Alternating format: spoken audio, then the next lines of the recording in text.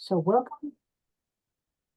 welcome to LinkedIn. We'll be talking about today what the tools are for LinkedIn and how we're able to utilize the LinkedIn tools to be most effective and to utilize LinkedIn in the most positive manner. So just as a reminder, when a recruiter is using the LinkedIn recruiter software, they will be doing a job search that is based on the title and some skills. And that comes up on the sidebar on this screenshot. The project manager is the job they're looking for. Location is the greater Chicago area. Not everybody's looking for location these days. Remote jobs can be throughout the full universe or just for the United States. But they're also going to be taking a look at possibly a few skills.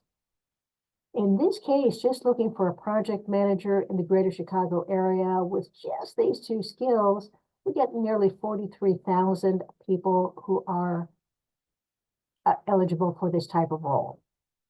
LinkedIn is providing the recruiters with ways to sort that down so that they get the candidates that are probably the most appropriate for them. And the thing to remember is that LinkedIn never does anything randomly.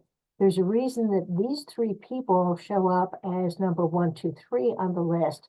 It's because LinkedIn feels that they are the best candidates for the recruiter to look at. And a recruiter will normally look down a couple of pages, so maybe up to 100 different people, and look at how little information LinkedIn is giving people. You get the current title, you get the past 2 titles, and the headline, what it is that the person has right underneath their name. So the spotlight features that LinkedIn has created are, is this person open to work? That's the number 1 filter these days for recruiters. The next is company connections. Does this person have a connection within my company? That way, I think they probably are more interested in my company and may know a little bit more about the company. Are they interested in your company? Are they actually following your company? That way, on the home tab, the person will be able to get information about the company that they're putting out on LinkedIn. Maybe new products, maybe job offers, maybe what they're doing for the employee engagement party. And the other spotlight feature is active talent, which is a combination of things, but deals quite a bit with, are you using LinkedIn? Are you utilizing the different features of LinkedIn? So our agenda for today is to talk about headlines and titles. We'll talk about the skill sections, and we'll talk about the 3 spotlight features, the hashtag open to work, the mutual interest, and the active talent. One of the things to remember right off is that when a person comes on to your profile, 30% of the viewers won't bother scrolling down. They're going to take a look at the background picture, your headshot, what you've got underneath of that in your headline area, and make a decision as to whether they want to scroll down at all. 30% of them don't bother. Another 90% of people don't tap on that see more in the about section, so they're not seeing everything that you've written in the about section. They'll be able to see the first 4 lines, and that's it. So those first 4 lines have to be wow statements. They have to get the attention of somebody who is looking at maybe 100 different profiles in order to find just the right people to interview. You need to be able to get people's attention as quickly as possible. So the headline area, since that is the one piece of information that is given to the recruiters, needs to be attention grabbing. It needs to be a wow statement. It needs to tell the recruiter and the hiring manager what type of value you bring to their company. So it can be something as simple as, I'm a full stack application developer, and here are the software programs that I am strong at. This is going to help a recruiter who is looking for somebody with skills in that area. Instead of trying to scroll down and search through the whole profile, they're going to see it in the headline area and know immediately, this is a person that would like to talk about. Now, if you are somebody who has a broad title like a project manager, a program manager, those can be anywhere in an organization. They can be a very high level position. They could be an introductory level. They could be in any department. So putting in some additional information in your headline area, like specializing in international business expansion and manufacturing, can help the recruiter sort out, are you the person that we're looking for? Is this a set of skills that we want? Same with accountant. Putting in job titles 2 to 3 are recommended. They can be similar to the ones that you have in your open to work area, but indicating what types of roles you're looking for and then giving the value statement is going to provide the recruiter with information. The higher up you are in an organization, the more strategic your value needs to be. So at this level, where you've got a full stack application developer, the job is going to be very specific to the software, and that's what needs to be in the headline. But if you are a global marketing manager or a vice president of marketing, being able to say, creating value for business through effective marketing strategies, or in this case of customer relations, helping the world become more customer-centric, that invites the recruiter or anyone else interested in that type of role to engage in that person and find out how that's done. So specific strategies aren't necessarily needed at the higher level jobs, but they are needed at the lower level jobs. You can also expand the titles that your company has given you. In my case, I work for Lee Hecht Harrison as a career consultant, but the industry standard is career coach. I put a pipe in between those two to indicate that these are two of the same types of jobs, so that if a recruiter is looking for somebody with that type of talent, they'll be able to find me regardless of which word they're using to find the talent they need. The other thing that you can do is you can put in what the job really entailed. A lot of times the company is going to give you a title, and it's not going to be a title that makes sense to what you really did. So in this case, at Transamerica, I was in training and development, but my whole role for my team was to move training from classroom to virtual training. And as a result of that, I did a lot of instructional design, e-learning developing. Those are two more roles that I could take on because I've got the expertise to do that. That wouldn't have been reflected in my title. Nobody would have known that from my title. But in parentheses, putting in the actual job title that made you successful in that role can make you more findable for the types of jobs that you're really looking for. The title area is a pretty long field. Put in the information to translate your title to something that a recruiter would be able to use. And whenever possible, use the titles that LinkedIn has standardized. LinkedIn has standardized titles. There are 6,000 of them. There's not a list out there anywhere, but they have a couple areas where you can see what they are. And we'll take a look at that in just a sec. So when we're looking at skills to put into your LinkedIn profile, we're going to put in the skills that the recruiters are most interested for, because that gives you the greater probability of being able to be matched by a recruiter. And this looks a little bit difficult, so we're going to go onto LinkedIn itself in order to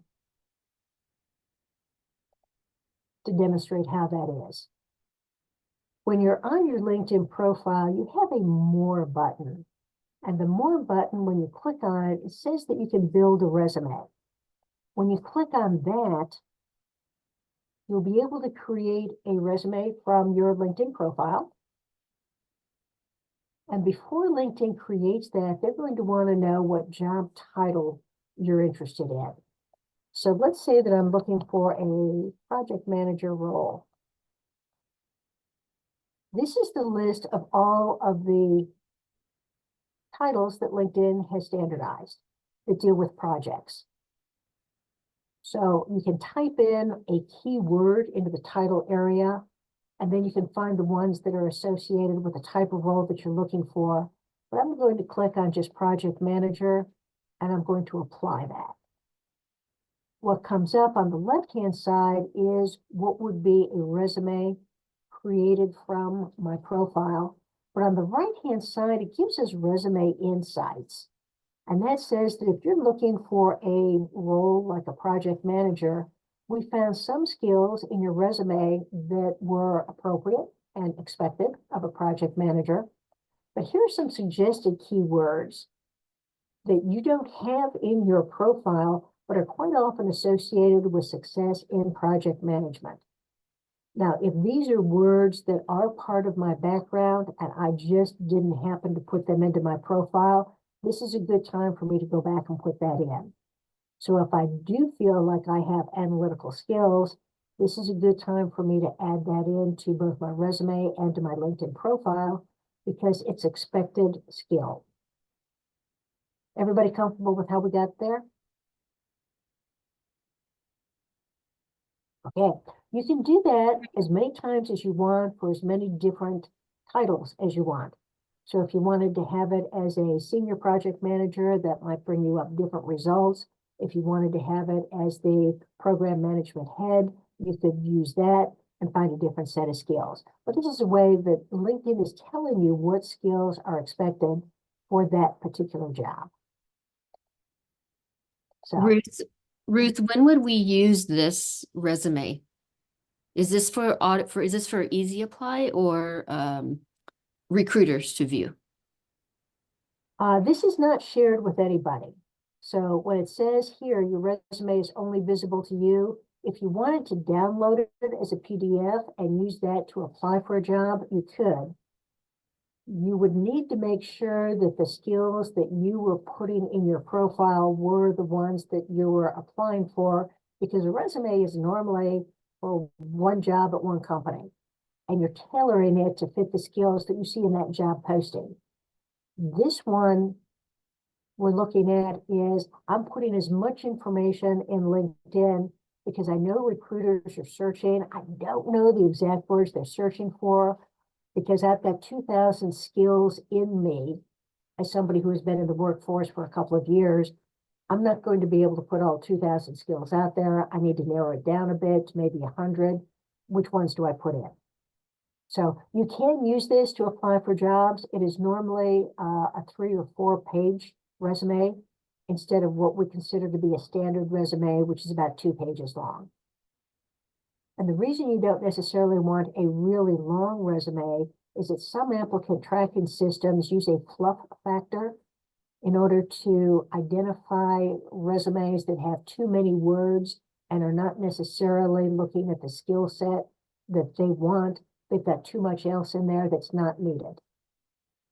And that can detract points from your resume score in an applicant tracking system. So you can use this. It's generally beneficial to look at your resume and moderate that to fit the skills. Everybody okay with that? Okay. Yeah, I have a question though, Ruth, if you don't mind. Sure.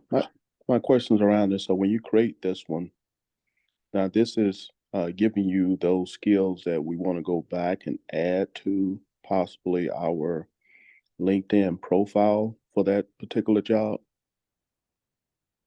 Just in general, so that if I'm seeing that analytical skills is a suggested keyword, I can go back into my profile page and I can say right in this about section, I can add in something about my analytical skills here.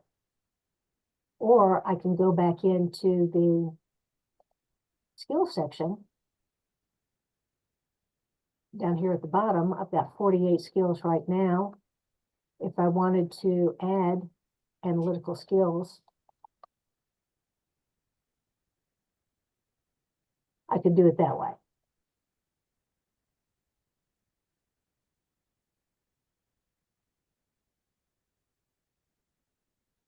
But your LinkedIn profile needs to be as robust as you can possibly make it.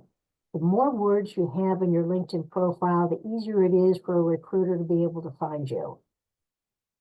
And repeating skills in LinkedIn is rewarded, because the more often you say you have a skill, the more LinkedIn believes that you have a high level of that skill. So being able to continue to add more information to your profile is going to make it easier to get a high score from the LinkedIn algorithm in order to be found more toward the top of a recruiter search. Everyone okay with that? Okay, so that's a fancy slide that says go into your more section, build a resume, put in a job title, and it'll give you some analytics that might be worth knowing about. LinkedIn is trying to give more information to everybody so that you have an understanding of what their algorithm looks like. They don't want to give you too much information because they're afraid that you're going to try and game the system. But if you don't know the tools that are out there, you're not able to really compete in the same space then. So let's take a look at one of the better tools that LinkedIn has. And this is a list of skills that are associated with a job. And it's on a separate LinkedIn page from what you're normally on. LinkedIn has several independent pages, URLs, and being able to move from one to the other to find the best set of information is going to be an important part here too. So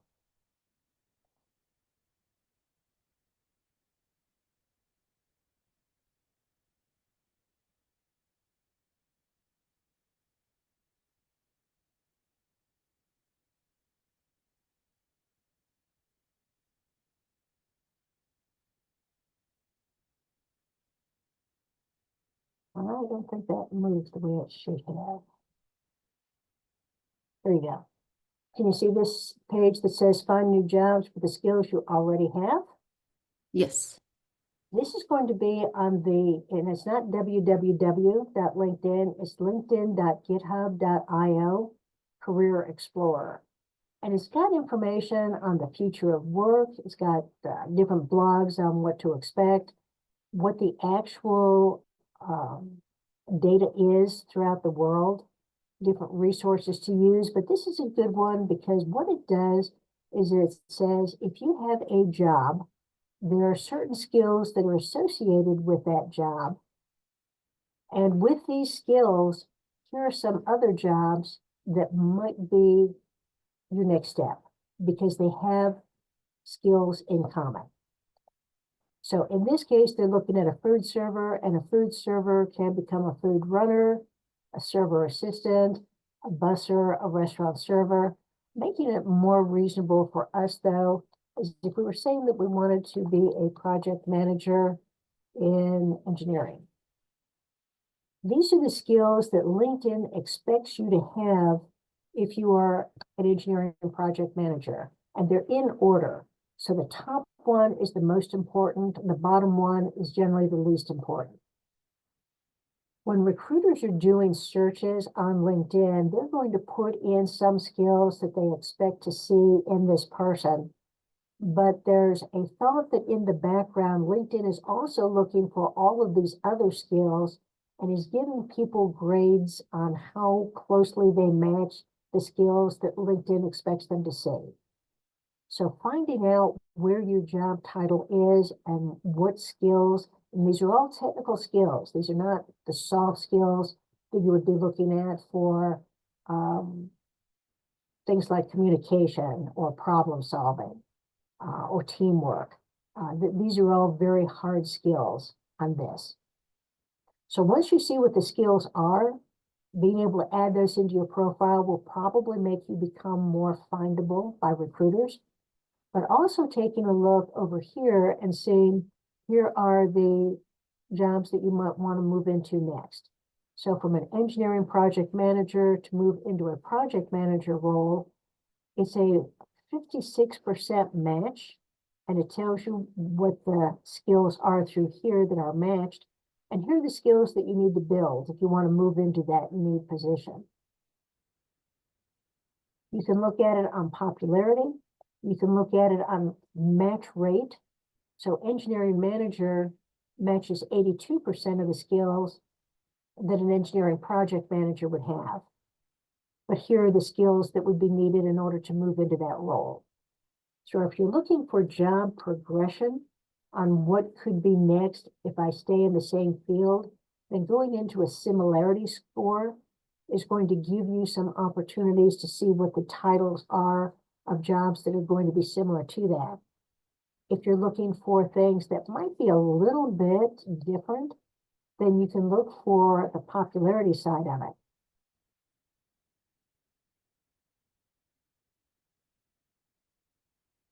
But taking a look at this, and let me put that into the chat. It's not always easy to find. If you go into LinkedIn Career Explorer, when you're trying to Google it, it doesn't always come up properly on that. So use that link. It'll get you there every time. So let's go back and take a look at where we were before on the presentation.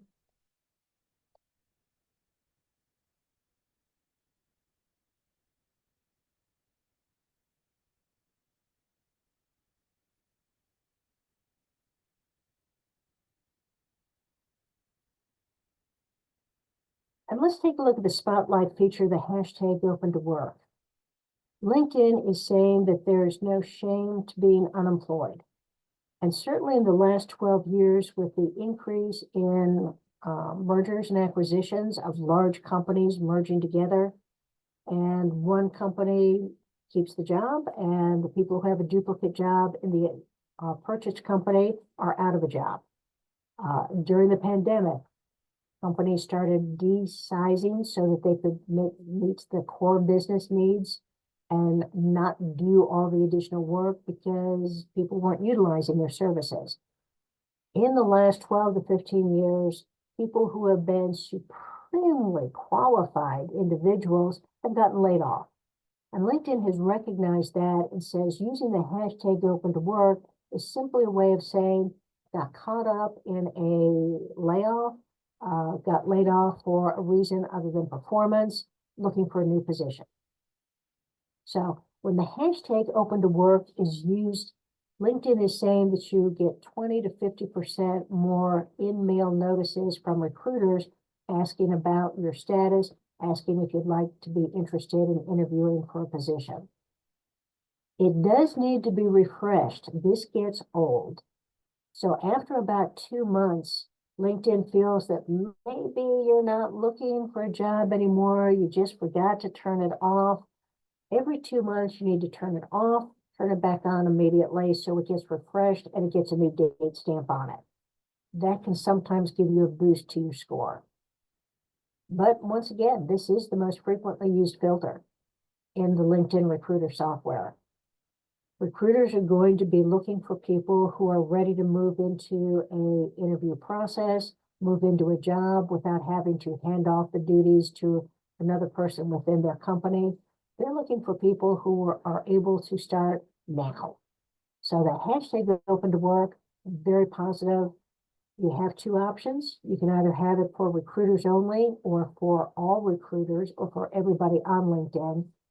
Recommendation generally is use it for everybody on LinkedIn to put that hashtag open to work across your headshot, because half of the recruiters who are using LinkedIn to find people are not using the LinkedIn recruiter software. The company doesn't have it. So if you use it for only recruiters on the LinkedIn recruiter software, you're missing half of the recruiters who are actually out there looking for people. Now, mutual interest is the next piece in the spotlight features in the LinkedIn set. You need to let companies know that you like them, that you're interested in them. And there are 4 ways that you can show that you are interested in a company. So let's go back into LinkedIn.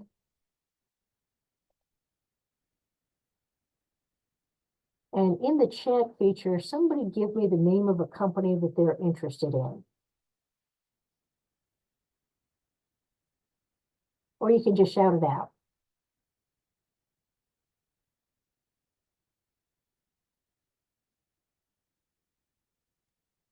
I'll go. Let's do Keurig Dr. Pepper. All right. As you go in and take a look at Keurig Dr. Pepper, there will be a drop down. You find the one that's got the information that seems the closest fit to you. Is this the one, or do you want the Keurig Green Mountain? No, that's the one with the logo. Okay. It's going to give you the option of following the company or viewing the company page. Let's go to the company page because this is where your 4 options are. The first one is the following button. If you click following, that tells the company that you're interested in the company in general. And that means that anytime the company wants to put out information about what they're doing, you're allowing them to put information on your home page that talks about new products, maybe what they're doing with the employees, maybe some team building activities, maybe an introduction to a new geographic area. But following the company says, I want to hear more information about you. Then in the About section, when you click on that and scroll down a bit, there's a box that says, are you interested in working with us in the future? This is a nice one to click to say, I'm interested in you, not just as a company, I'm interested in working for you. So being able to let them know that you're interested in working for them is good, especially if you don't find a job that is just right for you on their company page. Then go into the Jobs tab. In the Jobs tab, you're allowed to create a job alert.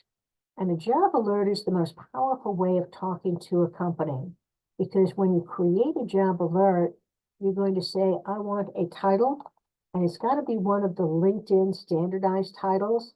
It is not a title that is known to be within Keurig Dr. Pepper or the company you're looking at. Companies always use the LinkedIn titles because they know they get better reaction and more capable and qualified candidates. So putting in a title and then putting in a location, creating the job alert, that way when the recruiter posts a job on LinkedIn, LinkedIn is going to look at the people who have created those job alerts, and they're going to push back to the recruiter and say, this job that you posted for project manager, there are 8 people who have created job alerts and who have a profile that matches the skills you're looking for. You might want to look at these people first.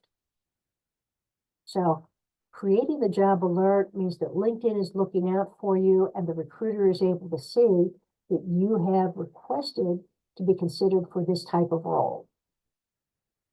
Now, LinkedIn only allows you to have 20 different job alerts. Some of them you're going to want to save for your job search when you're creating that perfect job and all of the pieces that go into that. But when you're in this, 1 per company is about all you need. Now, the next thing, so we've got following the company. In the About section, we said I'm interested.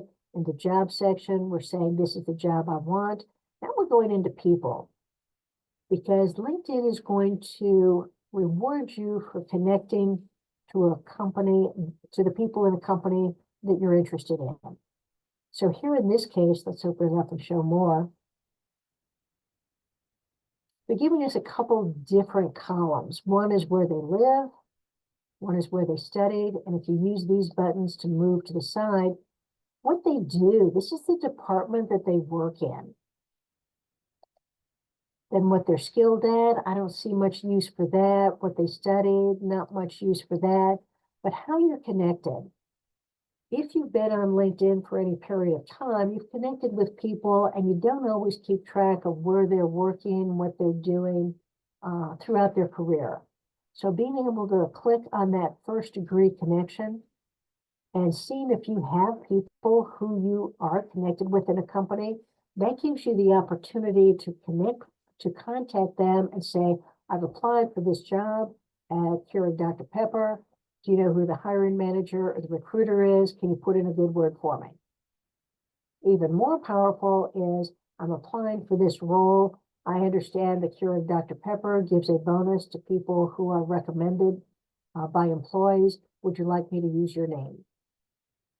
So being able to make sure that you're able to connect with somebody within a company and then use those connections is going to be positive.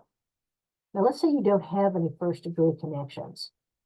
Let's go back and say, I'm looking for people who are in the finance department. And there are 410 of them. There are all 410 of them, in no particular order that we've ever been able to figure out. But now you can narrow it down and say, I'm looking for those that are in the Dallas-Fort Worth Metroplex. A little bit closer now, we're down to 184. Now I'm looking for somebody who has a title of vice president. And now I've got 16. And LinkedIn will give you people who have a vice president level now, or if they have ever had a vice president level in the past. So if you wanted to connect with somebody here and say, I applied for this role, it looks as if it reports into your organization, would love to have some time to talk about my skills in blank, blank, blank, let's connect.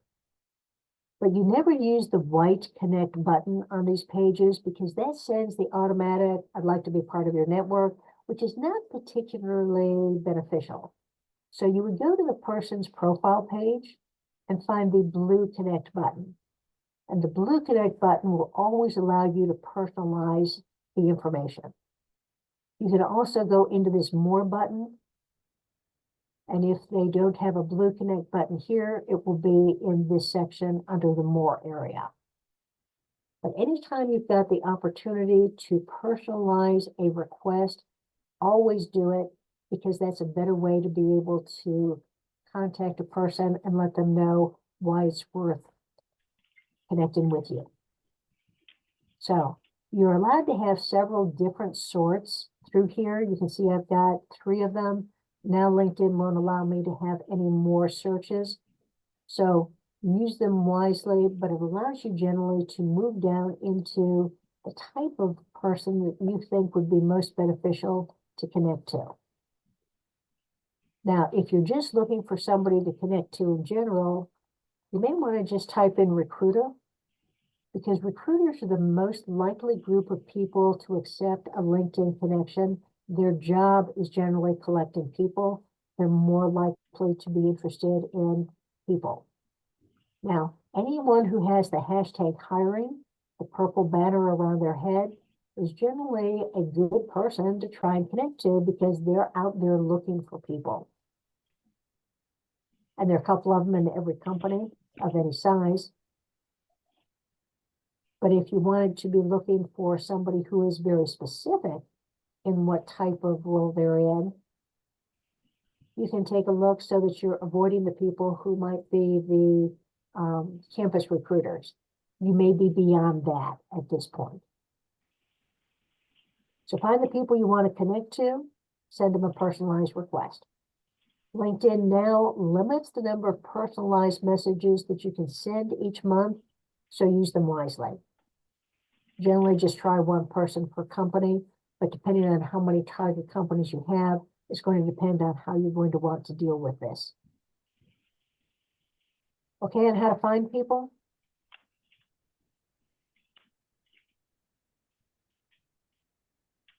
Yes. Oh, excuse me. I just have a question. Mm-hmm. What I wanted to ask was when you said that one should, personalize their connection request. Would you be able to give me a template on how you would recommend we reach out to these people so that they do end up responding to our requests? Generally, you're going to give them a reason to connect. So if you're trying to connect to somebody in Keurig Dr. Pepper, you could start off by saying, I am an electrical engineer interested in a career shift into Keurig Dr. Pepper. I see you're also in that field. Would love to hear how you like it there. Let's connect. Or if you are, and let's try this. If you went to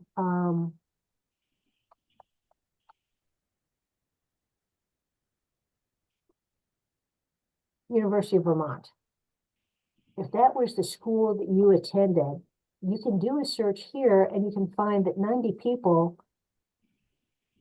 in Keurig Dr. Pepper went to University of Vermont. And you're going to be able to see them all here. And if you wanted to go through and find somebody who was exactly in the area you wanted to be in, then your message would be, I see you also attended the University of Vermont. I enjoyed my time there. I'm considering Keurig Dr. Pepper as a possible career move. How do you like it there? Would love to connect. Anytime you can make it and by the way, alumni groups are very strong in some schools.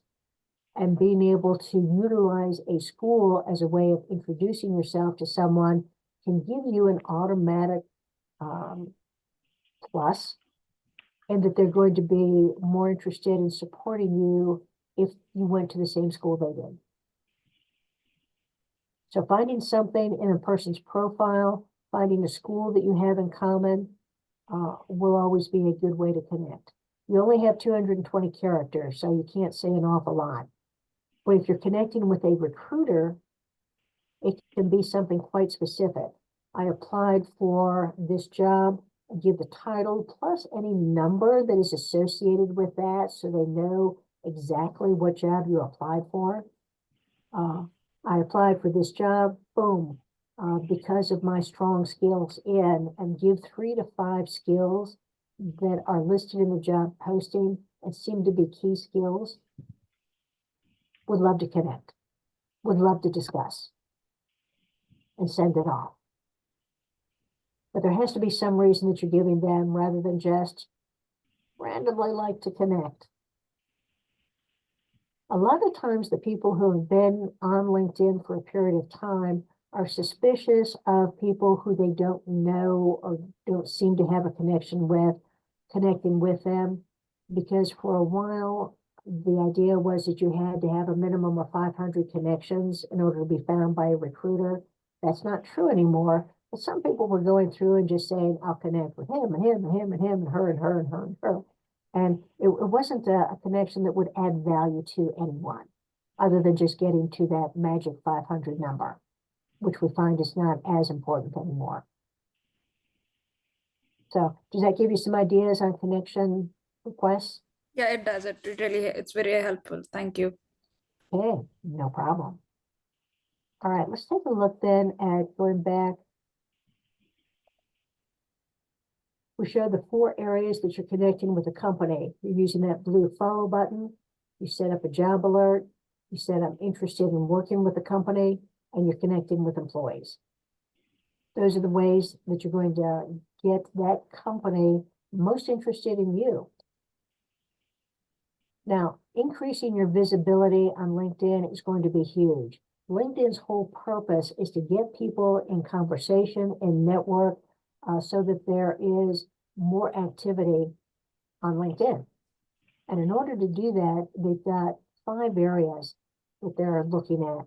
So in the Spotlight feature that's called Active Talent, they're looking for people who are active on LinkedIn, that are likely to respond to a recruiter outreach, who have recently updated something in their LinkedIn profile, if they've shared a resume with a recruiter, so you've got your resume uploaded to your site, or if they work in an organization with a recent layoff. LinkedIn and most companies interact with each other, and those companies indicate when there is a large layoff, and LinkedIn recruiters put those people at the high point so that they can pick up people before they lose that talent. So when you're active on LinkedIn, you've got a list of different blurbs, different activity that come to you on the home page. Commenting on those posts increases your score on LinkedIn.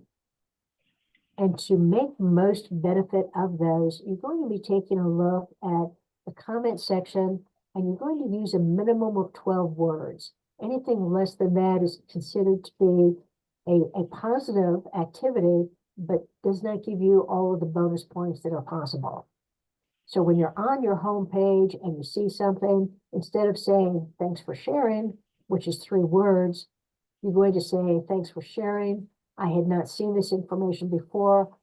I'll be using this in the future. Now you've got 12 words and you get enough conversation going that people are able to understand why you think that's a good post. Don't use the emojis, the emoticons, anything that is that looks like Facebook. It does not count towards your score. It does not count towards your activity level. But at least 3 times a week, comment on a post on your homepage, because that will give you the points that will bring you up in the recruiter searches.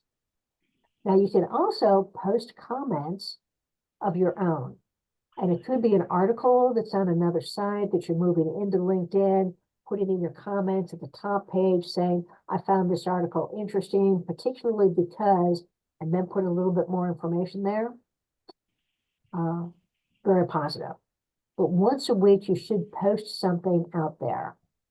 Normally not on Mondays and Fridays because there's less activity on those days, and it's not going to be read as often as a Tuesday, Wednesday, Thursday post. If you're using hashtags, 3 to 5, never more than 5 in a post.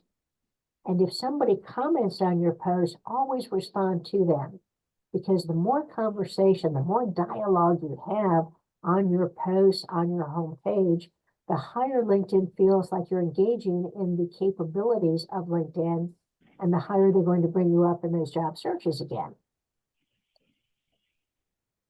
Now, this reply to recruiter messages, this is another one of those areas that LinkedIn will not let you know what your score is, but they definitely keep a score. So when a recruiter sends a message to you on your message page and says, are you interested in this job? Looks like you've got a similar set of skills. Always respond to that. Even if it's, no, that's really not the area I'm looking at. I'm looking more for this. But respond in some way. If it's a good job, of course, you're going to say, yes, I would love to talk about that. Let's set up some time. I'm free all day Tuesday next week. But if you ignore it, LinkedIn is tracking that. And if LinkedIn thinks that you are ignoring messages from recruiters, they're going to tell recruiters not to bother talking to you. Now, if it is a solicitation that comes through on your message page, you can ignore those. There's plenty of people out there that are trying to get you back into school, to buy a new product. Those don't count. Only you can ignore all those. But for the recruiters, make sure you do reply to them. Any questions about what we've gone over? Anything you want to go over a second time? Hey, Ruth, I do have a question for you. You said, remind me again why Mondays and Fridays are not good times to post on your homepage. Most of the people that you're going to be trying to have conversations with are working, and Mondays and Fridays are the days that have less LinkedIn activity on them. So if you want people, as many people as possible, to see your post and to interact with it, avoid Mondays and Fridays. They just don't have the amount of volume on those days.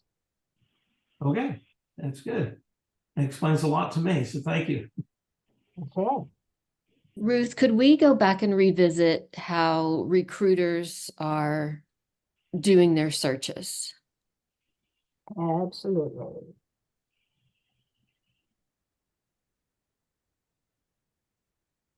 When a recruiter is doing a search, they'll normally start out looking for a title and looking for skills. Sometimes they'll also put in locations. They will get in a huge number. In this case, we've got nearly 43,000 people who are possibilities for this type of search. The spotlight features that are going to be used are going to be narrowing down to the people who are either most qualified, most available, or have expressed an interest in that company.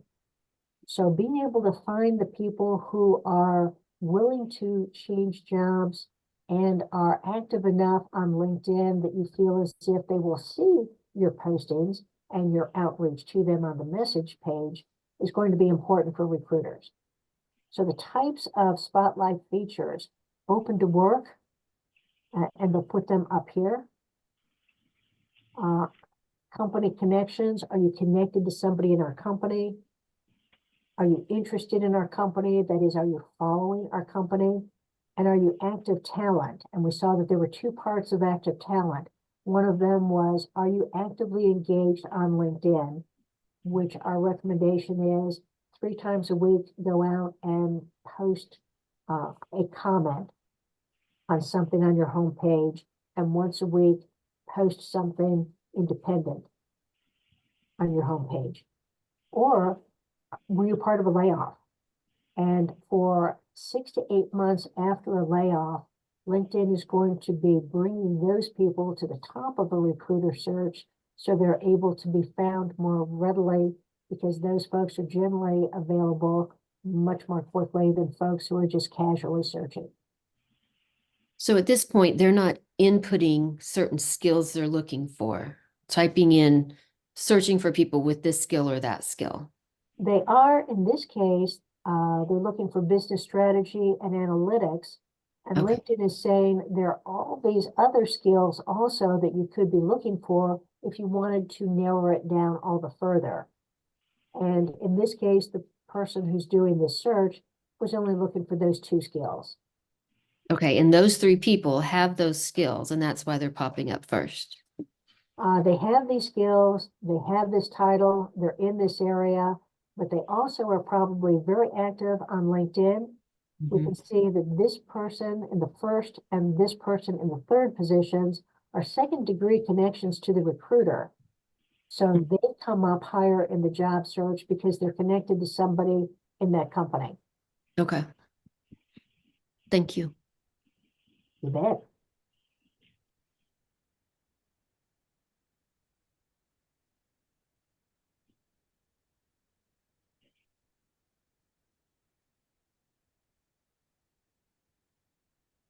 If that's it, then thank you so much for being here and being part of the Career DFW program. Next week, there will be another webinar on LinkedIn. Feel free to join. Another person giving a little bit different information about how to use LinkedIn and what's worthwhile on that. And best of luck in your job searches. Thank you, Ruth. Thank you, Ruth. You Thank bet. you. Very much, Ruth. Really appreciate it. My Thank you, pleasure. Ruth. Bye-bye now.